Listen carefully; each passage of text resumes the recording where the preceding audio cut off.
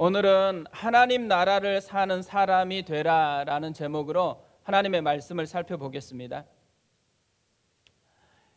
2007년 9월 미국 카네기 멜론 대학교에서 마지막 강의라는 특강이 열렸습니다. 랜디 포시 교수, 젊은 나이에 종신 교수가 되었고 인생의 성공가도로 들어선 그가 인생의 마지막 강의를 하게 된 것입니다. 이 강의를 열기 1개월 전에 46살이었는데요. 췌장암 말기로 6개월 시한부 선고를 받게 되었습니다. 이 강의에서 강연에 참석한 모든 청중들의 예상을 깨는 일이 일어났습니다. 강의 주제가 죽음에 대한 것이 아니고 삶에 대한 것이었기 때문입니다.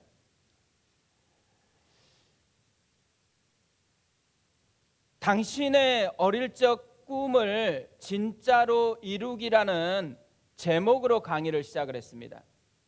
그리고 마지막까지 꿈에 대한 이야기를 했습니다. 그의 꿈은 보니까요, 무중력 상태로 있어 보기, 또 스타트rek의 커크 선장 되어 보기, 또 디즈니의 이매지니가 되기, 이런 어렸을 때 자기가 적었던 꿈들을 어떻게 이루었고 이 과정에서 무엇을 배우게 되었는지에 대해서 강연을 했습니다. 그리고 자기가 유일하게 이루지 못했던 꿈이 하나 있었는데 NFL, 그러니까 미식 축구 풋볼 선수가 되는 것이었다고 합니다. 근데 자기가 이 꿈을 이루기 위해서 이제 코치에게 풋볼을 배우게 됐었는데요. 이때 두 가지 배운 것을 강연을 합니다. 장벽을 넘는 힘에 대해서, 또 하나는 헤드 페이크라는 이거에 대해서, 이게 얼마나 중요한지에 대해서 강연을 했습니다. 헤드 페이크는 우리가 잘 모르는 것 같아요. 그러니까 헤드 페이크가 뭐냐면 풋볼 기술인데요. 사람이 다른 흥미로운 것을 배우고 있다라고 착각하게 만들어 놓고 실제로는 다른 것을 가르치는 것을 의미한다고 합니다. 이렇게 설명해도 잘 모르겠죠. 그러니까 우리가 노는 것을 해요. 근데 노는 것을 하는데 노는 것을 통해서 인내력을 가르치고 다른 좋은 어떤 정신들을 가르쳐 주는 것, 이런 것을 의미한다고 합니다. 마지막 강연을 이제 마치려고 할 때 모든 사람들을 울게 만드는 반전이 있었는데요. 이 반전에서 이야기하는 것이 두 가지 헤드 페이크였습니다. 하나는 이 강연의 주제가 당신의 어릴 적 꿈을 진짜로 이루기였는데 실제 강연의 주제는 어떻게 당신의 인생을 살 것인가라는 부분이었다고 합니다. 그러니까 자신이 꿈을 이야기했고 그 꿈을 이루는 것에 대해서 얘기했지만 이것은 실제로는 어떻게 인생을 살아갈 것인가에 대한 이야기였다라는 거죠. 또 두 번째로는요, 이 강의가 청중들을 위한 것이었다고 생각했는데 사실 이 강연은 청중이 아니고 그가 세상을 떠난 뒤에 남겨질 새 아이를 위한 것이었다고 합니다. 아버지 없이 자랄 아이들을 위해서 훗날 자신의 아이들이 이 강의를 보면서 아버지가 자신들에게 무엇을 가르쳐주고 싶었었는지를 알려주고 싶었다라는 거죠. 사실 이 강의는 아이들을 위한 아버지의 마지막 수업이었습니다. 오늘 말씀은 예수님의 마지막 강연이라고 볼 수가 있습니다. 예수님이 십자가에 달려 돌아가셨습니다. 그리고 부활하셨지요. 그리고 예수님은 아셨습니다. 이제 40일이 지나면 승천해야 된다라는 사실을. 이 땅에서 남아있는 시간은 딱 40일밖에 남아있지 않았습니다. 이 40일, 이 땅에 있는 이 40일 동안에 무엇을 해야 될 것인지, 만약에 우리가 이 땅에 남아있는 시간이 딱 40일이다. 그러면 우리 같으면 이 40일 동안 뭘 하고 싶으세요? 이때까지 모아뒀던 돈 다 쓰고 싶겠죠. 해외여행도 가고 또 내 삶의 추억이 가장 깊이 남아있었던 고향이나 어떤 특별한 장소에도 가보고 싶고, 하고 싶은 것이 굉장히 많을 거라고 생각합니다. 또 이 40일 동안 누구와 함께 했으면 좋을까요? 예수님은 이 40일 동안 제자들과 함께 하셨습니다. 그리고 40일 동안 예수님이 제자들과 함께 하시면서 하신 것은 마지막 강연이었습니다. 강의였습니다. 우리가 예수님이라면 이 40일 동안 무엇을 가르치면 좋을까요? 특별히 우리 자녀들과 이제 40일만 남아 있어요. 그러면 우리 자녀들에게 이 40일 동안 무엇을 남기고 가르치고 가고 싶어 할까요? 아마 우리가 생각하기에 가장 중요한 것, 우리의 인생에서 경험했던 모든 것을 담아가지고 짜내서 나오는 진짜 엑기스 같은 것을 전달하고 싶어 하겠죠. 근데 재밌는 것은요, 40일 동안 예수님은 오직 한 가지 주제만 얘기했다라는 것입니다. 이 한 가지 주제가 얼마나 중요한지 이것을 우리가 느낄 수가 있는 것이죠. 예수님이 그렇게까지 중요하게 여겼던 한 가지 주제, 그게 뭘까요? 그것을 오늘 3절에서 우리에게 알려주고 있습니다. 우리 3절을 같이 한번 읽어보겠습니다. 같이 읽겠습니다. 그가 고난받으신 후에 또한 그들에게 확실한 많은 증거로 친히 살아계심을 나타내사 40일 동안 그들에게 보이시며 하나님 나라의 일을 말씀하시니라. 하나님 나라 한 가지를 그렇게 가르치셨다라는 거죠. 생각해 보세요. 예수님이 부활하고 승천하시면서 이 사이에 남아있는 40일 동안 하나님 나라 한 가지 주제만 가르쳤잖아요. 왜 한 가지 주제만 가르쳤을까요? 이 주제를 이전에는 가르치지 않아가지고 이제부터는 이 주제를 집중적으로 가르쳐야 했기 때문에 이 한 가지 주제를 가르쳤을까요? 그것은 아닙니다. 사실 예수님께서 공생의 기간 내내 반복해서 가르쳤던 주제가 하나님 나라였습니다. 공생애를 시작하시면서 예수님이 했던 첫 번째 설교는 얼마나 중요하겠어요. 저도 첫 번째 설교, 제가 했던 첫 번째 설교 주제는 바디메오 사건이었습니다. 그리고 이 바디메오 사건을 통해서 맨 마지막 결론, 예수의 제자가 된다라는 것, 이게 제가 했던 첫 번째 설교거든요. 그 본문이나 내용 다 사라졌는데도 불구하고 이 첫 번째 설교가 주는 각인 효과가 있잖아요. 얼마나 중요하니, 굉장히 중요하니까. 근데 예수님이 첫 번째로 설교했던 주제가 마가복음 1장 14절 15절에서 이렇게 소개를 하고 있습니다. 요한이 잡힌 후 예수께서 갈릴리에 오셔서 하나님의 복음을 전파하여 이르시되 때가 찼고 하나님의 나라가 가까이 왔으니 회개하고 복음을 믿으라 하시더라.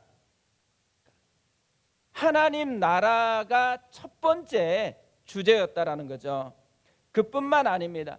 예수님의 주옥 같은 설교를 모아놓은 산상설교.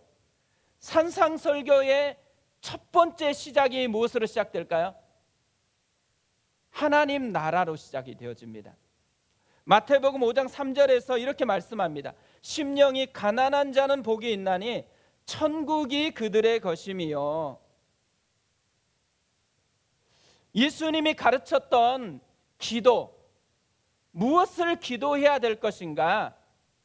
예수님은 하나님 나라를 구하라고 그렇게 가르쳤습니다.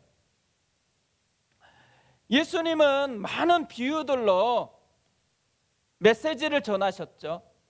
그 비유들의 핵심이 뭐예요? 하나님 나라였습니다.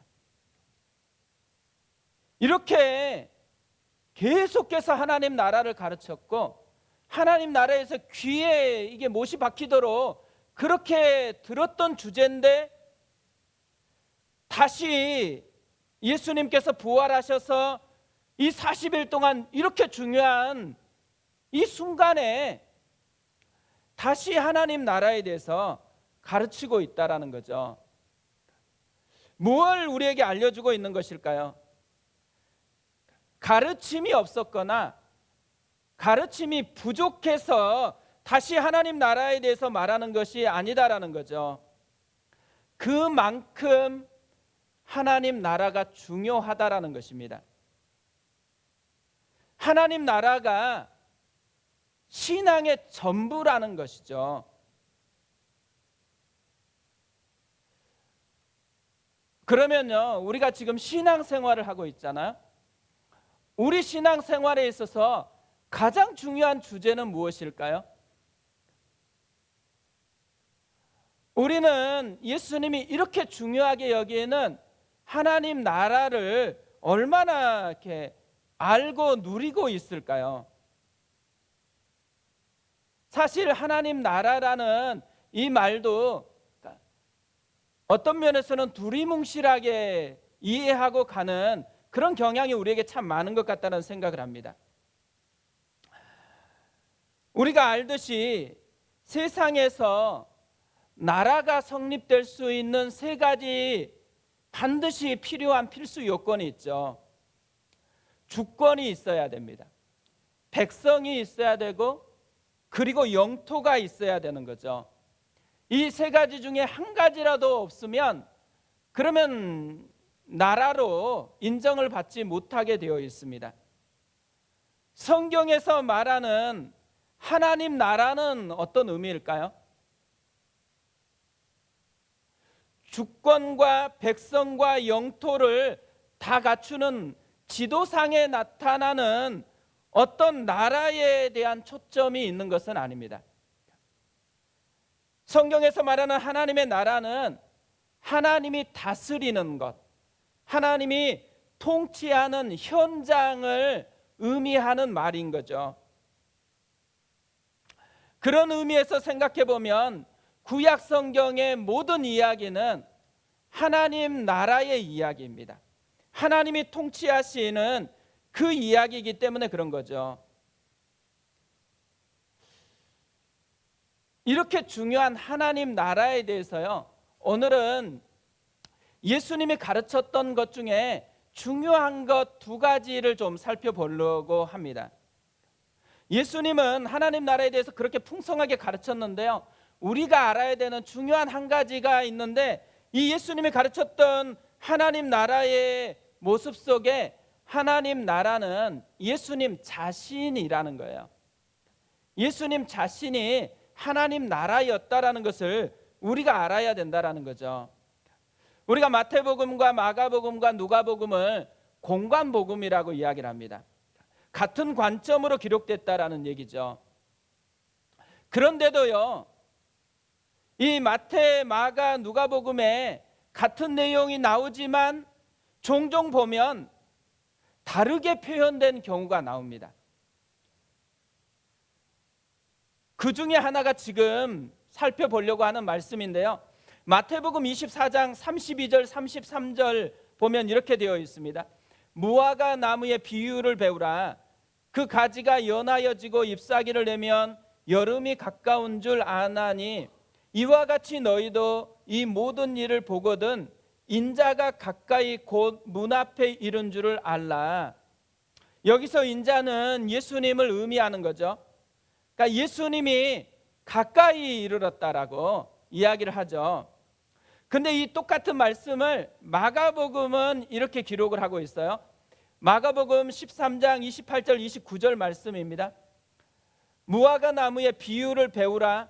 그 가지가 연하여지고 잎사귀를 내면 여름이 가까운 줄 아나니 이와 같이 너희가 이런 일이 일어나는 것을 보거든 인자가 가까이 곧 문 앞에 이른 줄 알라. 여기서도 인자죠. 예수님이 가까이 이르렀대요.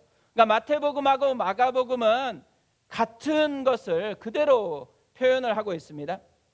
그런데 누가복음 21장 29절부터 31절을 보면 조금 변화가 일어납니다. 이렇게 되어 있어요. 이에 비유로 이르시되 무화과 나무와 모든 나무를 보라. 싹이 나면 너희가 보고 여름이 가까운 줄을 자연히 아나니 이와 같이 너희가 이런 일이 일어나는 것을 보거든 하나님의 나라가 가까이 온 줄을 알라. 뭐가 달라졌죠? 마태복음하고 마가복음에서는 인자라는 말이 나왔는데 누가복음에서는 인자라는 말이 사라졌습니다. 대신 어떤 말이 나오고 있죠? 하나님의 나라. 뭘 얘기하는 거예요? 하나님의 나라가 예수님 자신이었다라는 것을 의미하고 있는 것이죠. 예수님이 다스리는 나라가 하나님의 나라입니다. 예수님의 모든 사역, 예수님의 모든 가르치심, 예수님의 모든 삶이 하나님의 나라가 구현되는 현장이었다라는 것을 우리에게 알려주는 것이죠. 그래서 예수님을 믿으면 하나님의 나라를 누리는 하나님의 자녀가 되어지는 것이죠. 우리가 예수 이름으로 나아가는 모든 것이 사실은 하나님의 나라라는 것을 의미하는 것이죠. 또 하나 우리가 하나님의 나라에 대해서 알아야 될 게 있습니다. 시점이죠. 시점. 하나님 나라의 시점이 언제인가인데요, 예수님이 안식일이 되었을 때 한 회당에서 성경을 읽으셨습니다. 이사야서를 읽었는데 예수님이 그 이사야서 중에 61장 말씀을 찾아서 읽으셨어요. 누가복음 4장 17절부터 이 이야기를 이렇게 기록을 했습니다. 선지자 이사야의 글을 들이거늘 책을 펴서 이렇게 기록된 데를 찾으시니 곧 주의 성령이 내게 임하셨으니 이는 가난한 자에게 복음을 전하게 하시려고 내게 기름을 부으시고 나를 보내사 포로된 자에게 자유를, 눈먼 자에게 다시 보게 함을 전파하며 눌린 자를 자유롭게 하고 주의 은혜의 해를 전파하게 하려 하심이라 하였더라. 이 말씀은 하나님 나라가 어떻게 구현되는가에 대한 말씀인 거죠. 하나님 나라가 임하면 눈먼 자가 다시 보게 되어진대요. 하나님 나라가 임하면 눌린 자들이 자유롭게 되어진대요. 하나님 나라가 임하면 주의 은혜의 해가 전파되게 되어진다고 이야기를 합니다. 이 말씀을 읽으니까요, 회당에 있었던 모든 사람들이 다 예수님을 주목해서 쳐다봤습니다. 왜냐하면 그 이후에 무슨 말씀을 하실지 너무 궁금한 거잖아요. 그런데 예수님이 한마디 하셨습니다. 이 글이 오늘 너희 귀에 응하였느니라. 그리고 끝마쳤어요. 설교도 이렇게 하면 참 좋을 것 같은데요. 한마디 딱 하고 끝 하면 오늘 정말 행복할 것 같잖아요. 근데 오늘 예수님께서 이 말씀을 하시면서 강조한 포인트가 있어요. 오늘이라는 말입니다. 오늘.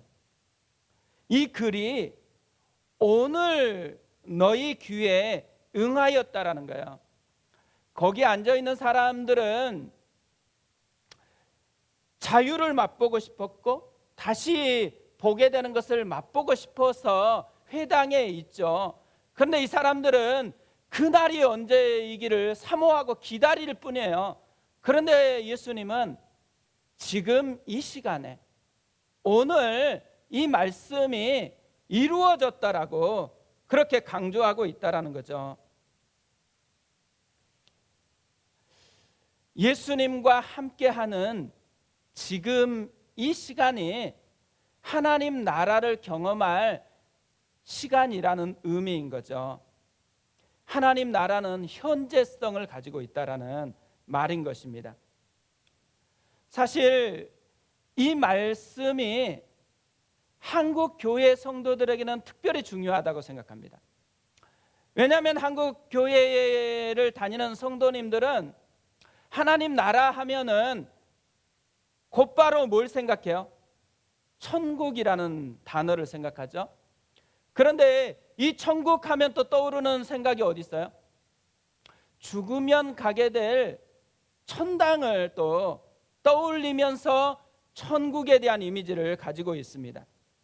그래서 많은 한국에서 신앙생활 하시는 분들은 하나님 나라 하면 주로 죽어서 가는 곳이에요. 아니면 예수님이 다시 오실 때 완성되는 나라예요. 하나님 나라에 대한 시점이 다 미래에 많이 있습니다. 하나님 나라의 미래성에 많은 마음들을 가지고 있는 것이죠. 물론 하나님 나라는 미래성이 있어요. 그런데 너무 미래성에만 마음을 쏟다 보니까 오늘 주님이 현재성에 대해서 말하는 것에 대해서 좀 소홀히 하는 경향이 있다라는 거예요. 그리고 지금 만날 하나님에 대해서 간절함이 덜해지는 그런 특성이 한국교회 성도들에게 있다라는 것이죠. 하나님 나라는 미래성만이 아니고 현재성이 있다라는 것, 이것을 기억해야 된다라는 것입니다. 사도행전은 하나님 나라에 대한 이야기로 시작을 하고 있어요. 근데 놀라운 것은요, 사도행전이 어떻게 마칠까요? 사도행전 28장으로 마치는데 맨 마지막이 30절 31절 말씀입니다. 이렇게 되어 있어요. 바울이 온 이태를 자기 셋집에 머물면서 자기에게 오는 사람을 다 영접하고 하나님 나라를 전파하며 주 예수 그리스도에 관한 모든 것을 담대하게 거침없이 가르치더라. 하나님 나라로 시작을 했는데 마무리가 뭘로 끝마쳐요? 하나님 나라로 끝마치고 있습니다. 예수님이 가르쳤던 하나님 나라로 시작했는데 바울이 전파하는 하나님 나라로 마무리가 되고 있어요. 결국 이것을 모아보면 뭘 알 수 있냐면 사도행전은 하나님 나라로 시작해서 하나님 나라로 마친다라는 거잖아요. 사도행전의 메시지를 한마디로 요약하면 하나님 나라를 사는 사람이 되라는 메시지라는 거예요. 우리가 현재적으로 하나님 나라를 살아가는 그 사람이 되라는 것이죠. 오늘 말씀을 준비할 때 생각난 찬양이 하나 있었습니다. 모든 상황 속에서라는 찬양이거든요. 우리가 많이 부른 찬양이죠. 모든 상황 속에서 주를 찬양할지라 주는 너의 큰 상급 큰 도움이시라 주의 얼굴 구할 때 주의 영을 부으사 크신 사랑 안에서 주를 보게 하소서. 내 영혼이 확정되고 확정되었사오니 믿음의 눈들어 주를 바라봅니다. 그리고